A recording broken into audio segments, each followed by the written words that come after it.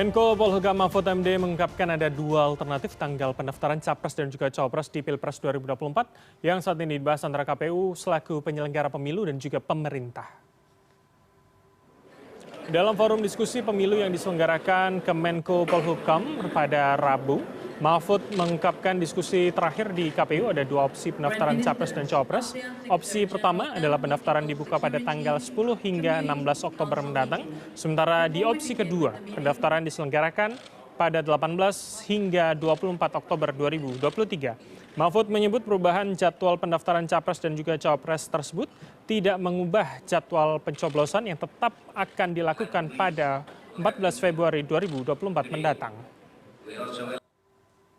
Sebelumnya dalam dialog di program Newsroom pada Sabtu lalu, Komisioner KPU Idam Holik menyebut perubahan jadwal pendaftaran Capres dan juga Cawapres dilakukan akibat penyesuaian ketentuan yang berlaku pada pasal 276 ayat 1 Undang-Undang Nomor 7 Tahun 2023. Aturan tersebut mengatur penetapan pasangan Capres dan juga Cawapres 15 hari sebelum masa kampanye dimulai. Idam menyebut ketentuan sebelumnya mengatur penetapan Capres dan Cawapres dilakukan 3 hari sebelum masa kampanye dimulai. Atas dasar itulah KPU mengusulkan pendaftaran dilakukan pada 10 sampai dengan 16 Oktober. Idam menampik perubahan jadwal tersebut tidak diketahui oleh partai politik peserta pemilu karena perubahan ini akibat Perpu yang diterbitkan pemerintah pada 12 Desember 2022 sehingga partai politik seharusnya sudah tahu akibat dari ketentuan tersebut. Bahwa KPU tidak pernah memajukan jadwal pendaftaran bakal pasangan calon presiden dan wakil presiden, tetapi KPU menyesuaikan dengan norma atau ketentuan yang berlaku di dalam Undang-Undang Pemilu, dalam hal ini pasal 276 ayat 1 Undang-Undang Nomor 7 Tahun 2023, yang jadi KPU harus menyesuaikan dengan ketentuan yang terdapat di dalam pasal 276 ayat 1 tersebut, yang di mana dalam ketentuan tersebut penetapan pasangan calon presiden dan wakil presiden itu 15 hari sebelum masa kampanye dimulai. Hal ini memang ada perbedaan dengan norma yang sebelumnya. Itulah kenapa pada akhirnya kami dalam lampiran 1 mengusulkan lampiran 1 rancangan PKPU tentang pendaftaran presiden dan wakil presiden itu mengusulkan agar tanggal 10 sampai dengan tanggal 16 Oktober 2023 adalah masa pendaftaran bakal pasangan calon presiden dan wakil presiden oleh partai politik ataupun gabungan partai politik. Menko Polhukam Mahfud MD menyebut kini terdapat dua opsi jadwal pendaftaran Capres-Cawapres di KPU yang saat ini tengah dibahas bersama dengan pemerintah. Opsi pertama adalah memajukan mulai tanggal 10 hingga 16 Oktober, sementara opsi kedua adalah tanggal 19 hingga 24 Oktober. Dan kedua opsi memiliki durasi kurang lebih sama, yaitu 1 minggu, dengan klaim mampu meredakan ketegangan politik lebih cepat. Lalu benarkah alasan tersebut menjadi masuk akal kala tahapan pemilu sudah berjalan? Bagaimana juga publik bisa memaknai ajuan perubahan ini? Dan untuk menganalisanya sudah bersama kami di studio Direktur Eksekutif Lingkar Madani Indonesia, Ray Rangkuti. Selamat malam, Assalamualaikum Bang Ray, apa kabar? Baik, Alhamdulillah. Alhamdulillah, kabar baik. Jadi bagaimana kita bisa menafsirkan mengapa kemudian mendadak 1 bulan sebelum jadwal awal di 16 ternyata diajukan akan dimajukan kurang lebih seminggu di tanggal 10 begitu Bang? Kalau kita dengar tadi penjelasan Komisioner KPU, ini kan sebenarnya perubahan diakibatkan adanya Perpu. Yang Perpunya dikeluarkan sebetulnya boleh sebut beberapa bulan yang lalu. Yeah. Jadi memang agak menimbulkan pertanyaan, jadwal sepenting ini kok dibahas malah di ujung gitu loh kira-kira itu. Bukannya dibahas, katakanlah kalau misalnya Perpunya keluar Februari Maret 2022 kan bisa didiskusikan di pertengahan tahun 2022 gitu. Sehingga kita udah fix ya punya jadwal 6 bulan katakanlah sebelum tahapan jadwal pertama itu dilakukan. Gitu. Kalau kemudian ada klaim untuk kemudian mengenal calon lebih lama, proses kampanye lebih lama. Kalau argumen-argumen soal dimajukan itu sih menurut saya bagus semua dan saya juga setuju kalau lebih cepat dimajukan. Kenapa gitu? Karena kalau katakanlah misalnya kita ambil tanggal 10 Oktober dimulai pendaftaran. Artinya 25 hari lah dari sekarang kan, tinggal kita punya 25 hari. Dan di 25 hari ini nggak ada lagi substansi juga. ya kan pasangan-pasangan calon presiden ini hanya main gimmick-gimmick semua gitu loh, ketemu ini ketemu itu, nyebutin nama ini, posting itu gitu, nggak ada isinya juga. Pun sebetulnya kalau kita lihat paling tidak dua capres selain Anies Baswedan ini belum menentukan, itu kan yang ditunggu publik sebetulnya. Iya, makanya kan sekarang kalau kita lihat pemberitaannya adalah soal makan bersama, ya, posting ini, posting itu, ketemu ini, relawan. Apa isinya? Karena nggak ada juga. Oke, baik. Nah makanya kalau kita percepat juga, kalau menurut saya sih bagus aja. Jadi sehingga dengan begitu kita nggak lagi berbicara tentang gimmick kan, ketemu ini, ketemu itu. Enggak, kita berbicara tentang visi misi. Apa yang mau ditawarkan kepada masyarakat macam-macam dan seterusnya gitu. Makanya kalau ditanyakan argumennya sih banyak. Dan argumennya itu menurut saya banyak benernya. Yang jadi masalah ini loh kok baru sekarang mau dibahas gitu. Oke, tapi kemudian banyak yang mengaitkan siapa yang sebetulnya diuntungkan ketika masih pada tanggal 19 begitu hingga tanggal 24, dan siapa yang sebenarnya diuntungkan ketika tanggal 10 hingga tanggal 16?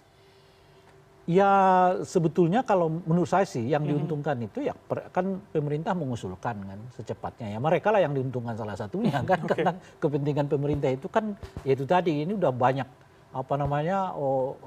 heboh-hebohnya gitu ya, mereka ingin cepat aja supaya nggak terlalu banyak heboh macam-macam gitu. Jadi untuk kepentingan tidak heboh-heboh itu ya pemerintah yang diuntungkan gitu. Tapi pada tingkat tertentu agar kita masuk ke substansi pemilu, nggak lagi main di gimmick macam-macam itu, ya memang ya seluruh masyarakat bisa diuntungkan oleh keputusan untuk memajukan jadwal pemilu ini. Gitu. Kalau kita bicara paling tidak dalam kepentingan 3 capres hari ini, begitu. Saya tidak menyebut 3 pasang karena yang 2 belum menentukan begitu.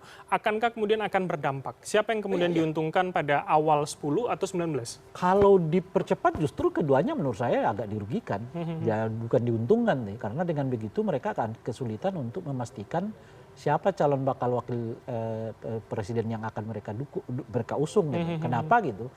Karena elektabilitasnya kan terus naik. Kan mereka harus menghitung ini dulu. Nah dengan ada waktu seminggu artinya ada kemungkinan bagi mereka untuk mengevaluasi di akhir seminggu itu untuk memastikan siapa kira-kira yang cocok menjadi calon wakil presiden di antara mereka gitu. Nah tapi dengan dipercepat, waktu untuk menilainya juga harus dipercepat gitu. Nah kalau dilihat dari situ ya kedua-duanya agak rugi nih. Karena memang kelihatan di dua calon ini ya sangat memperhitungkan betul hitungan last minute itu gitu. Kenapa last minute itu? Ya karena memang masih agak kesulitan untuk menentukan siapa bakal calon wakil presiden yang mereka gandeng bersama-sama. Oke, kalau menggunakan logika soal elektabilitas begitu ya, mana yang kemudian lebih menguntungkan? Apakah dengan waktu yang sempit itu bisa lebih meningkatkan elektabilitas, atau waktu yang panjang itu malah sebetulnya lebih meningkatkan, atau jangan-jangan itu malah menurunkan? Waktu panjang itu sebetulnya jauh lebih efektif. Nah makanya kita juga menyayangkan kenapa hanya 75 hari. Tapi kan dengan ini kan mestinya dirubah ya jadwal tahapan kampanye gitu ya. Nah kenapa penting panjang itu? Karena kalau kita lihat trennya sekarang, pemilih itu hanya mau memilih kalau ia kenal gitu. Jadi semakin lama waktu untuk memperkenalkan calon-calon ini ya semakin potensial mereka meraup suara gitu. Nah jadi semakin dipersempit ya semakin potensial juga mereka kehilangan suara gitu. Sebab alasan paling utama di pemilih kita sekarang ini memilih ya bukan hanya untuk presiden, untuk caleg dan juga untuk kepala daerah, itu mereka kenal gitu. Itu alasan yang paling utama. Jadi kalau mereka nggak kenal ya mereka nggak akan pilih. Jadi menurut Anda semakin panjang seharusnya semakin meningkatkan. Nah, dalam konteks ini tentu saja misalnya Ganjar diuntungkan. Kalau dia makin panjang artinya waktu bagi Ganjar makin panjang untuk memperkenalkan diri kepada masyarakat. Karena Pak Prabowo itu sudah di angka 100% keterkenalannya gitu ya. Jadi yang masalah di Pak Prabowo itu adalah meningkatkan elektabilitas, bukan meningkatkan keterkenalan. Nah kalau Pak Ganjar dengan Anies itu ya memperkenalkan keterkenalan mereka gitu. Jadi waktu panjang bagi mereka justru jauh lebih baik. Oke, Bang Rey, saya masuk ke soal menunggu keputusan MK soal batas minimum usia capres-capres. Paling tidak di Senin kemarin kemudian Ketua MK Anwar Usman sudah mengkode begitu ya, publik menafsirkan ini kode bahwa pemimpin muda itu bisa berjaya pada masanya begitu. Nah, apakah kemudian kita bisa mengkaitkan bahwa ketika dipercepat ini sebetulnya juga akan merugikan siapapun calon ataupun siapapun pihak yang menunggu sebetulnya hasilnya cepat keluar?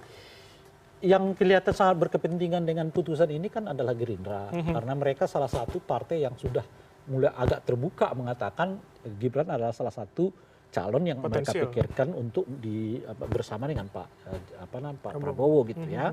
Nah, jadi kalau ia diumumkan di last minute, ya itu merugikan Gerindra karena mereka ingin memastikan siapa kira-kira calon wakil presiden yang bisa menggandeng Pak Prabowo, gitu, digandeng oleh Pak Prabowo. Semakin cepat, ya tentu akan menguntungkan Gerindra gitu. Jadi di sini sebetulnya menurut saya yang paling berkepentingan dengan putusan ini yang pertama adalah soal Gerindra, yang kedua adalah PDI Perjuangan. Karena mereka akan lihat juga kalau ternyata misalnya Gerindra menarik Gibran sebagai calon wakil presidennya, mungkin skenario yang dibangun sejak awal juga akan berubah seturut dengan Gerindra dijadikan sebagai wakil presiden. Gitu. Berarti jika maju akan menguntungkan PDP, tapi di jadwal awal akan menguntungkan Gerindra begitu ya? Bukan. Kalau dipercepat akan menguntungkan Gerindra, kalau diperlambat pembacaan putusannya akan menguntungkan Ganjar. Oke. Gitu. Kenapa gitu? Karena kalau dipercepat, apalagi putusannya kemudian mengatakan menerima, kan artinya Pak Prabowo hampir bisa dipastikan akan menggandeng Gibran. Betul. Kan? Nah, tapi kalau diperlama, mau tidak mau dari sekarang Pak Prabowo sudah menyatakan siapa calon wakil presidennya karena ini akan lama gitu. Dengan sendirinya bisa kita katakan bukan Gibran. Kalau bukan Gibran artinya potensi Gibran untuk terus mendukung Ganjar itu kuat gitu loh. Oke, jadi memang bisa kita petakan begitu ya, paling tidak kepentingan dua partai besar untuk kemudian bersama dengan calonnya juga menentukan di tanggal-tanggal itu. Di tanggalnya. Kemudian yang juga menarik adalah beberapa waktu terakhir akhirnya ajuannya bukan hanya soal batas minimal, tapi juga batas maksimal 70 tahun ini kemudian juga diuji begitu. Nah ini menurut Anda apakah kemudian akan berhubungan atau kedua gugatan akan bisa berjalan secara parsial begitu? Kalau itu kan dilihat dari tanggal masuknya. Kan tentu yang paling masuk duluan yang paling cepat diputuskan kan. Pun aturannya sama begitu ya? Ya meskipun dalam pasal yang sama. Ya tapi karena kan ada mekanisme tata cara bersidang di MK. Jadi kalau ia masuk, ya ini didahulukan, berarti itu dibelakangkan, itu satunya. Tapi bisa saja kemudian MK memutuskan bahwa ini saling terkait, misalnya begitu, lalu kedua-duanya dibahas. Tapi kalau kedua-duanya dibahas, artinya makin panjang ini baru diputuskan. Nggak bisa, kalau sekarang kan kita tinggal menunggu putusan-putusan soal batas minimal kan. Tapi kalau ia digabungkan dengan batas maksimalnya, bisa artinya batas yang minimal ini nunggu dulu proses pemeriksaan terkait dengan administrasi pengajuan soal batas maksimal kan gitu. Artinya makin panjang, bisa diprediksi mungkin justru setelah pengajuan calon presiden wakil presiden putusan ini akan dikeluarkan oleh MK. Gitu. Mana yang paling mungkin untuk mendekati soal apakah berjalan parsial atau kemudian saling menunggu tadi kalau Anda sebutkan? Mungkin kalau kita lihat dari mekanisme sidangnya ya kayaknya bukan disatukan itu dipisah gitu. Karena memang itu juga hal yang berbeda.